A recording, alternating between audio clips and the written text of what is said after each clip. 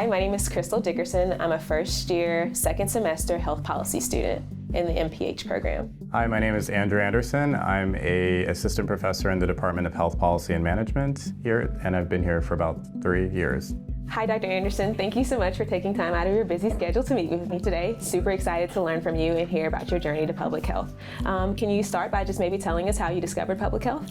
Yeah, so I started in public health actually as a biology major in undergrad. I went to the University of Maryland, College Park, and I got this undergraduate fellowship from the National Science Foundation in entomology, actually. So I worked on a farm in Maryland where we were testing pesticides to try to assess the effectiveness of a more, pesticide that's good for the environment versus having like natural predators and, to get rid of pests within a crop. And we were planting squash and eggplant.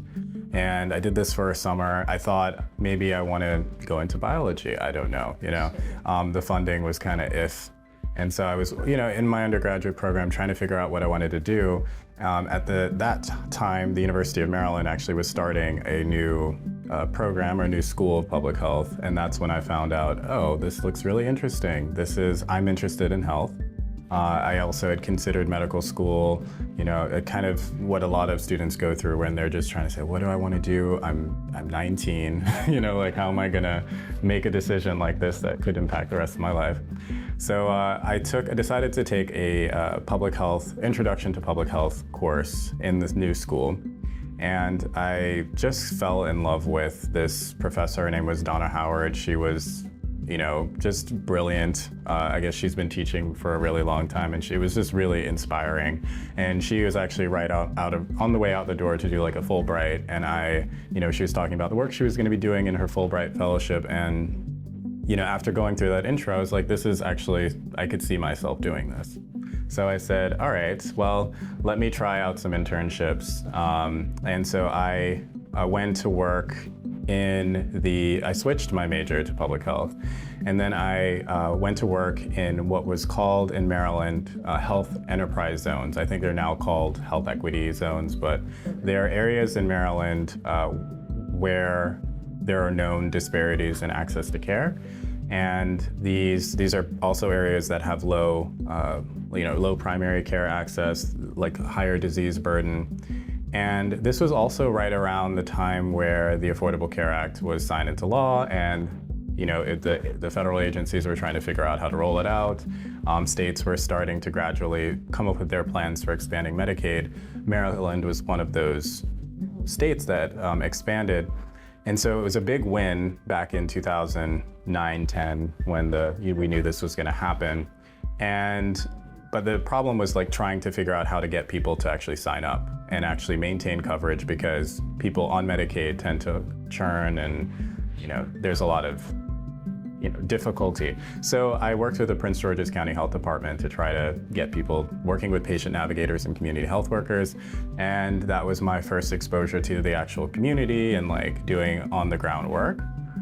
So it was kind of how I started to be in public health through those kind of internships.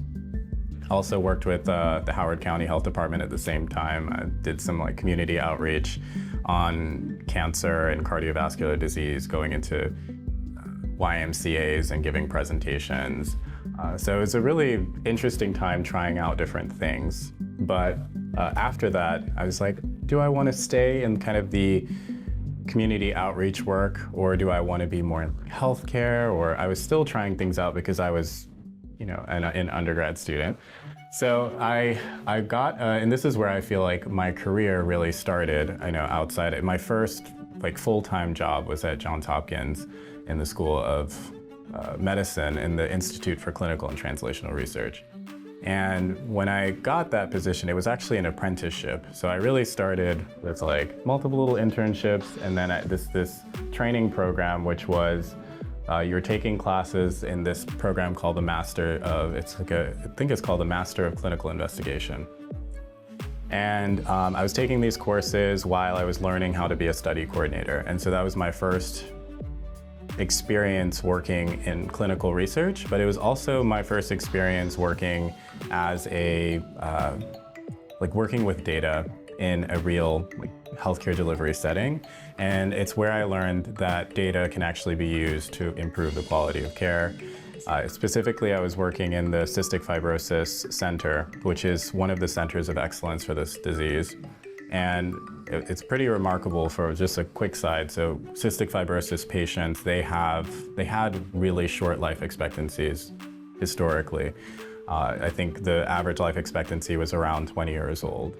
But because of advancements in clinical research, but also they created this huge cystic fibrosis registry of all the people with this disease across the country. They were able to track outcomes and processes of care that they ultimately are now living, I think, into their 50s on average.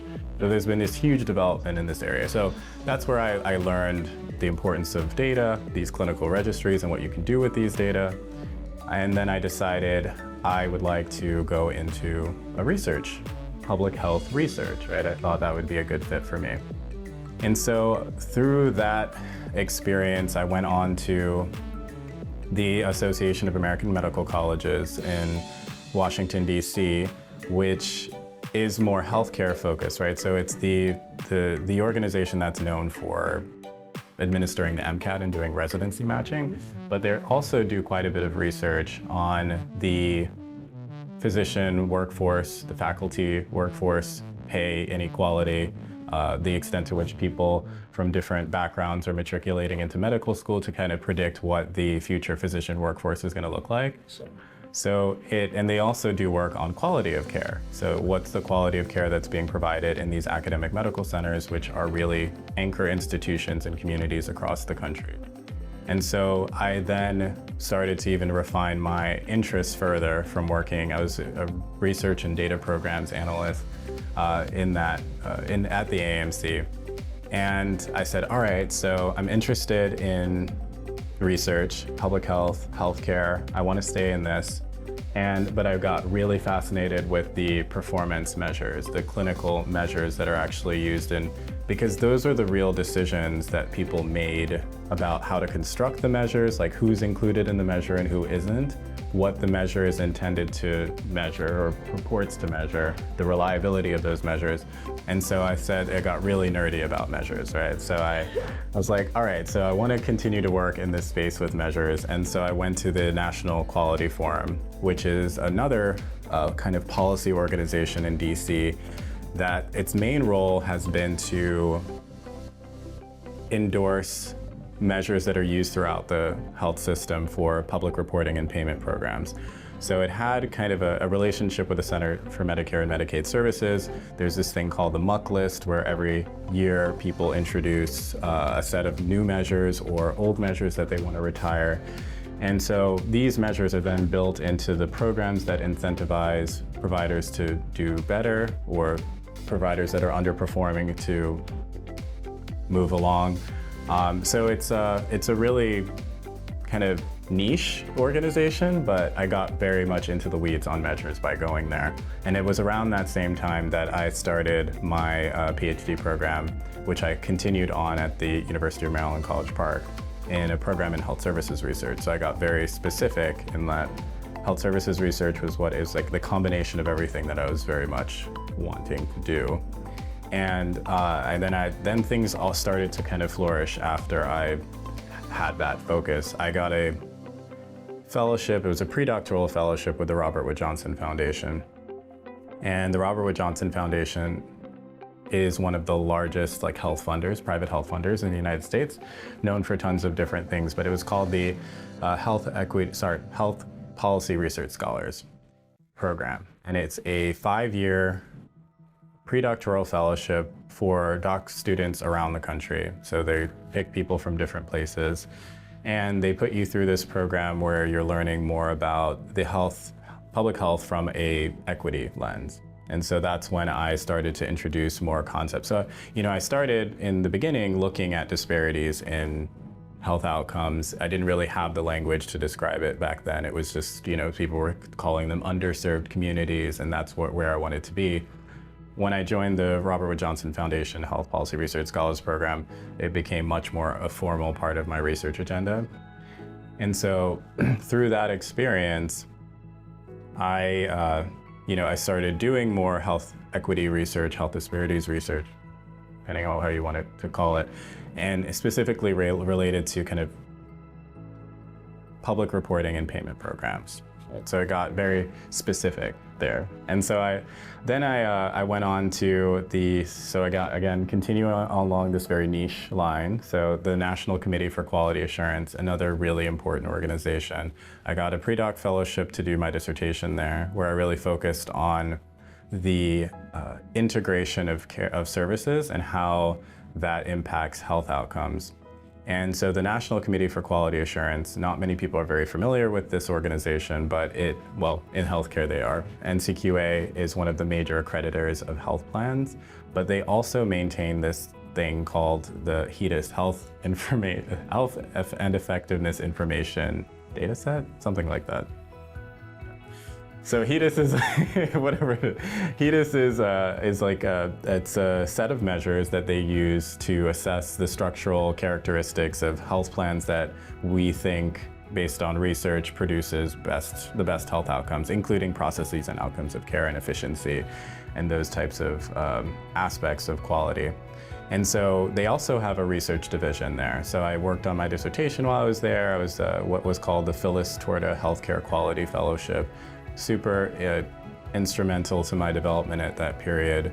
Phyllis Torta she had been at NCQA for decades, working on issues of health disparities among other quality issues, and she passed away a couple years before I actually joined the fellowship, and they formed that fellowship in her name. And so they've been in bringing more and more fellows in.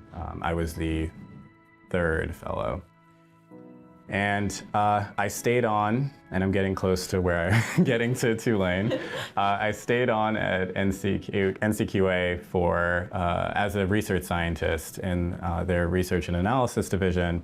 And that's when I started continuing to working with measures and outcomes of care in the health system with the they had contracts with the Centers for Medicare and Medicaid Services. A specific one that I was working on was called the Health Equity Innovation Incubator. And it's through the CMS Office of Minority Health. And through that, I studied things like, disparities in access to care in terms of like follow-up after a hospitalization, readmissions. And I decided I could stay in this research contract kind of area, which is super important. They get very specific contracts from the government to kind of help guide and implement certain new innovations in care, but also developing new measures to try to improve quality in areas where things are undermeasured or not measured at all. And so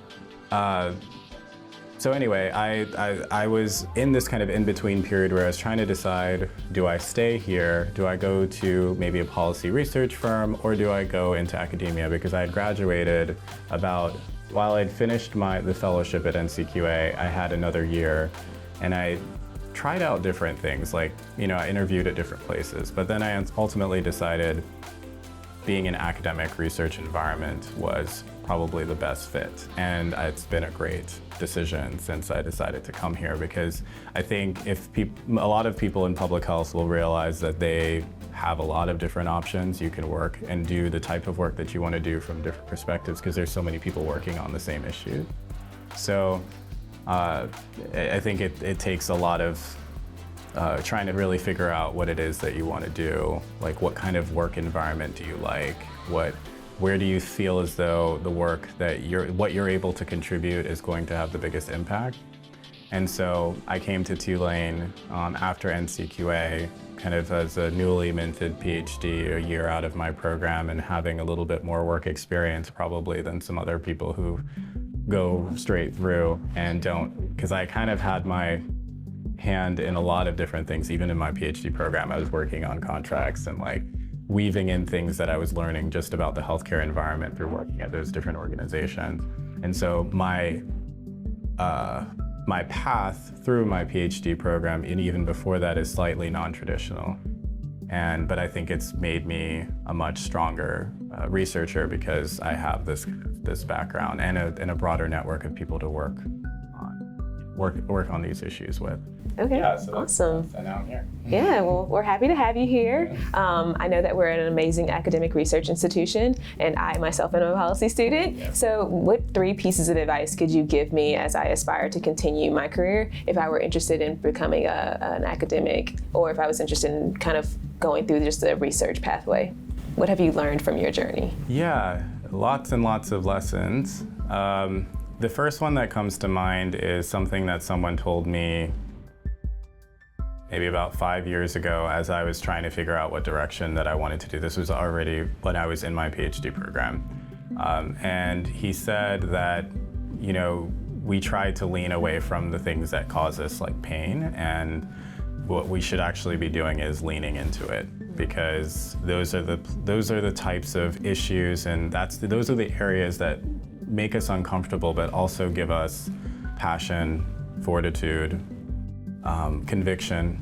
It makes you want to get up in the morning and actually do the work, even when it doesn't feel good. You know what I mean? So, and those are often the issues where you're going to find the most need. So this kind of pain can come from your own background. It can come from your family. It can come from the community that you're from. But I think it's good to kind of look at the things that really make you maybe upset, maybe outraged. I think that's where it's good, fertile ground for like figuring out like what impact you want to have. And I think a lot of us who work in public health want to have an impact that's beyond what, especially those that we can have just with, even though that is just as good. If you can change one person's life, it's a life worth lived. But a lot of us want to change more lives and try to have an impact at a population level to the extent that we can. And so I think that's one of the best pieces of advice that I've learned. I also, a second one would be trying a bunch of different things early on. I think it's okay to have a very windy path. Like I consider somewhat of a windy path in coming to the specific issues that I want to work on, right? And I think that's what makes me more of an academic, right? Where it's, I really like getting into the weeds. Some people like to stay at a higher level, but I like digging deeper and deeper and deeper. And so, for those people who really do like to understand the nitty-gritty of how things work, and who have a passion for knowledge just generally, I think I can get excited about just about any issue. I have my own like pet projects, but I can get excited about probably any research topic. I can sit around and listen to people and, really get into the work. So if you have that type of personality, I think that's a really good, then, an academic research environment might be good for you. I'd say the third thing is maybe slightly less about being driven and ambitious and like career-wise, but more about like taking care of your life and balance, like finding a balance that works for you. Your career, for me, I try to blend everything together in a way. Like some people say, like, I'm gonna stop working at 5 o'clock on Friday because whatever. I am more so, and maybe it's also because I'm passionate about the work that I'm doing, I get my balance where I'm like, it's Wednesday, I don't feel like doing this today, I'm not gonna. But if it's Saturday, I might get up and do it. And that's also why I chose an academic career, is because I get a little bit more flexibility. But I do think that along the way, you have to find a balance that works for you, whatever that is. If it is saying, I'm not looking at emails, or I'm not doing this on this day, this is my Sabbath, this is my time to get myself to myself. So I would say those would be the 3 things. I guess it kind of summarizes in like self-care, and yeah, just not chasing blindly, like balancing out other things that matter to you. Because if you're going to give of yourself, especially in public health, where a lot of the issues that we're working on are very serious. You're talking about people who are dying, people who are living in conditions that are they shouldn't be living, especially when you think about the United States and such a wealthy country. So some of the issues that we work on are somewhat depressing, but I think that's why you have to take care of yourself. Well, I'll wrap up with just one final question.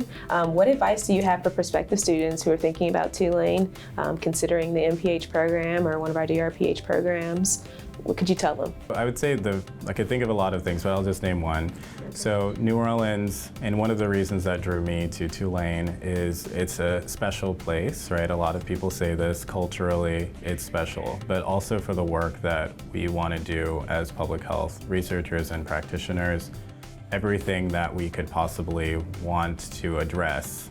It's kind of a microcosm of all of the major issues that are facing the United States, that are facing the world globally and other places. And the opportunities that Tulane affords locally, state, national, and globally is unmatched, right? So you can do anything if you come here. So I think,